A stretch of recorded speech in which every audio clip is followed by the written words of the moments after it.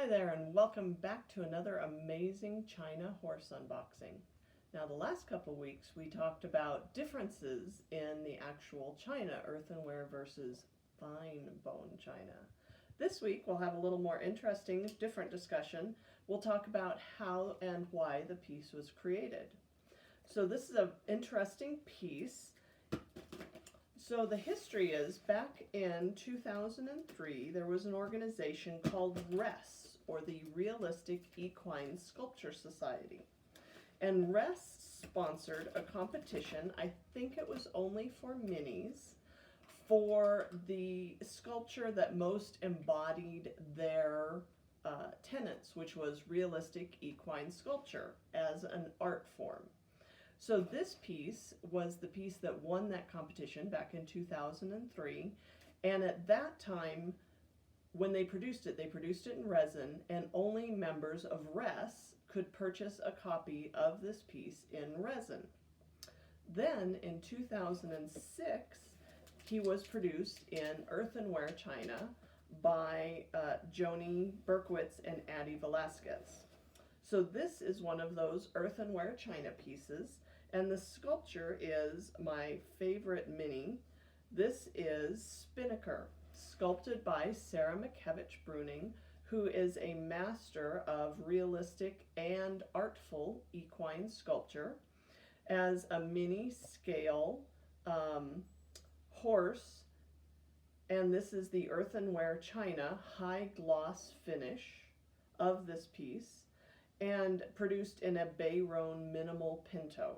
So as I said, in 2003, the RES members could purchase him in resin, and then in 2006, it was just a handful of pieces that were made in all custom glaze earthenware china, and he is signed on his belly, copyright SMB for Sarah Minkiewicz-Breunig, CM, which is custom, and then AV for Adalee Velasquez.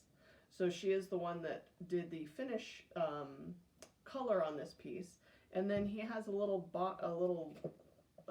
label that says base underneath. This is a very narrow sculpture, and he stands but very unstable.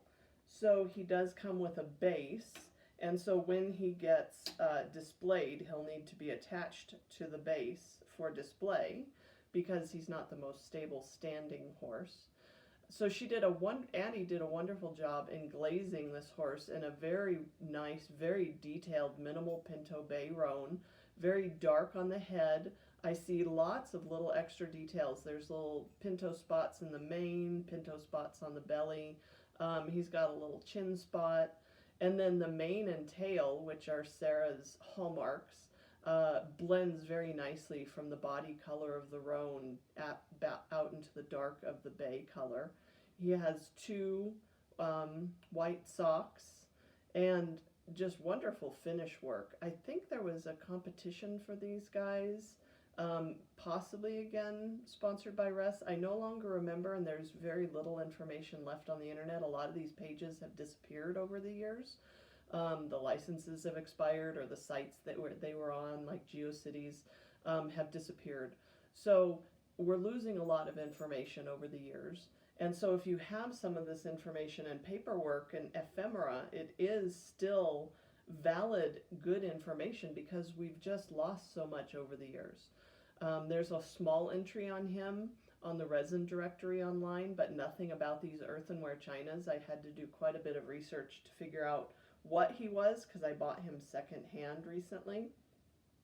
So this is a wonderful sculpture, a winner of the Realistic Equine Sculpture Society competition back in 2003, and then glazed in 2006 by Adalee Velasquez.